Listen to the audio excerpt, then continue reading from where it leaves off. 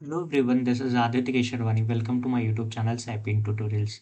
सो आज का जो टॉपिक है डिस्कशन के लिए वो है क्या can category change is possible in, चाहे मैं आईआईटी की काउंसलिंग की बात करूं या एनआईटी की काउंसलिंग। वैसे एक बात आपको बताता हूं, बहुत सारे स्टूडेंट्स को ये नहीं पता है, जो एनआईटीज की काउंसलिंग होती है उसको हम बोलते हैं सीसीएमएन काउंसलिंग। ऑलराइट, तो उसके लिए एक चीज़ और बता देता हूँ कि आईआईटीज़ की काउंसलिंग के लिए जो लास्ट ईयर फीस लगी थी वो 600 थी।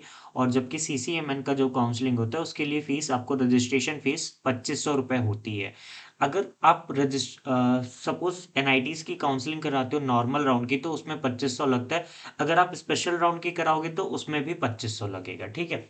एक और छोटा सा डिस्क्लेमर ये देना चाहूँगा सारे स्टूडेंट्स को कि मैंने देखा है, ऑब्जर्व किया है कि और भी कई लोग हैं जो ये सारी बातें बताते हैं, बट मैंने देखा वो मिस इन्फॉर्मेशन मिस गाइड भी कर देते हैं। तो एक चीज़ मैं कहूँगा, प्लीज़ ऐसे ऐसे सब पे विश्वास मत करो। मैं ये नहीं कह रहा मेरे पे ट्रस्ट करो, बट ये है कि आप किसी से भी पूछ सकते हो। मैंने 2 साल से इस फील्ड में मैं काम कर रहा हूँ, तो मैंने स्टूडेंट्स को गाइड किया है। लास्ट ईयर भी मैंने खुद एनआईटीज़ में मैं पढ़ता हूँ, तो मुझे आइडिया है ये काउंसलिंग वगैरह कैसे कराते हैं। लास्ट ईयर मैंने बहुत सारे स्टूडेंट्स की हेल्प की थी। तो अब बात करते हैं क्या कैटेगरी चेंज पॉसिबल है, और अगर है तो कैसे होगा, क्या आईआईटी और एनआईटी दोनों की काउंसलिंग होगा।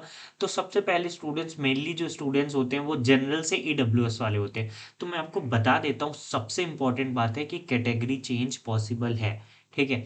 अगर आप सपोज आपने जनरल स्टार्टिंग में आपने भर दिया था एप्लीकेशन फॉर्म टाइम पे, और आप ईडब्ल्यूएस से बिलोंग करते हो या नहीं, अगर अभी आप सोच रहे हो कि अभी पॉसिबल है सर्टिफिकेट बनवाना, तो बनवा भी सकते हो। अगर उसमें भी टाइम लगता है तो आपके पास कोई दिक्कत नहीं है। वो लोग, आप सपोज जब काउंसलिंग स्टार्ट होगी, तो अगर आपके उस टाइम आपके पास नहीं होता है तो उस टाइम आप अंडरटेकिंग फॉर्म भर सकते हो, और उसके बाद भी आप क्या कर सकते हो, कैटेगरी बाद में भी सबमिट कर सकते हो। लेकिन ये कंफर्म होना चाहिए, आपका बाद में कैटेगरी बन जाना चाहिए, ये आपको कंफर्म करना पड़ेगा। ठीक है।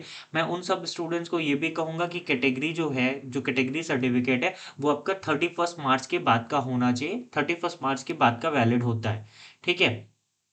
उससे पहले भी बनवा लोगे तो कोई प्रॉब्लम नहीं, वो वैलिड रहेगा ही। ठीक है। लेकिन बट आप कोशिश करना 31 के मार्च। तो अब बात करते हैं क्या जनरल से ईडब्ल्यूएस पॉसिबल होगा या जनरल से ओबीसी, उसके लिए प्रोसेस क्या होगा। तो देखो, जैसे ही काउंसलिंग का फॉर्म आता है, सपोज आपने ईडब्ल्यूएस, आप ईडब्ल्यूएस स्टूडेंट हो, आपने क्वालिफाई ईडब्ल्यूएस के अकॉर्डिंग, क्योंकि ईडब्ल्यूएस का अलग जाता है ना। ईडब्ल्यूएस का कट ऑफ अलग जाता है, ओबीसी का अलग। अगर आप ईडब्ल्यूएस से बिलोंग करके आप कट ऑफ अपने क्लियर किए जनरल की भी, तो अगर आपका सपोज, अगर आप मान लो सपोज आपने जनरल डाल रखा था और आपका क्वालिफाई हो गया, तो कोई दिक्कत नहीं होगी। आप क्या करोगे, जैसे ही एप्लीकेशन फॉर्म आएगा तो आप कैटेगरी में वहां क्या डालोगे, ईडब्ल्यूएस डालोगे। कोई अलग से प्रोसेस करने की कुछ भी जरूरत नहीं है। आप ईडब्ल्यूएस डालोगे, आगे जो भी सर्टिफिकेट्स मांगेगा, ईडब्ल्यूएस सर्टिफिकेट मांगेगा, तो आप सबमिट कर देना। सपोज आपके पास नहीं है तो अंडरटेकिंग फॉर्म आता है, उसका कैसे, कौन सा फॉर्मेट होता है, जब वो काउंसलिंग का फॉर्म आता है तो वहीं पे आपको मिल जाएगा। उसके लिए मैं बाद में आपको बता दूंगा। ठीक है। अब उन स्टूडेंट्स की बात करते हैं, सपोज जैसे आपने ईडब्ल्यूएस डाल रखा है, ईडब्ल्यूएस फॉर्म में, एप्लीकेशन फॉर्म में आईआईटी जैम के डाल रखा था, और आप क्वालिफाई ईडब्ल्यूएस के अकॉर्डिंग कर रहे हो बट जनरल के अकॉर्डिंग नहीं कर रहे हो, तो अब आपको ईडब्ल्यूएस मैंडेटरी लगाना पड़ेगा। आप सोचो आपकी जनरल में चले जाते हो तो ये नहीं पॉसिबल है। लेकिन अगर आपने ईडब्ल्यूएस डाल रखा है और आप जनरल के भी अकॉर्डिंग क्वालिफाई किए हो, तो आपका ईडब्ल्यूएस से जनरल भी पॉसिबल है। सेम टू सेम मैं जनरल से ओबीसी या ओबीसी से जनरल की बात कर रहा हूँ, दोनों वाइसा वर्सा है। ठीक है। होपफुली आपको ये बात, सारी बातें समझ में आ गई होगी।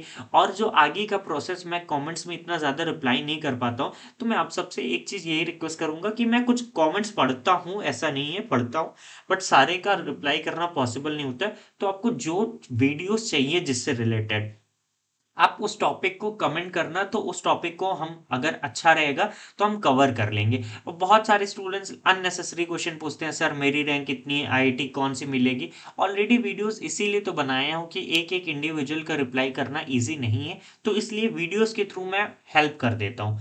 तो प्लीज़ इस वीडियो को शेयर करो, स्टूडेंट से बोलो वीडियोस को देखें, सो दैट उनके डाउट्स जो हैं वो क्लियर हो जाए। ठीक है। आई होप अभी आपको क्लियर हो गया होगा। बाकी किसी को भी कुछ पूछना होगा तो कमेंट्स कर सकता है। Thank you so much for watching the video.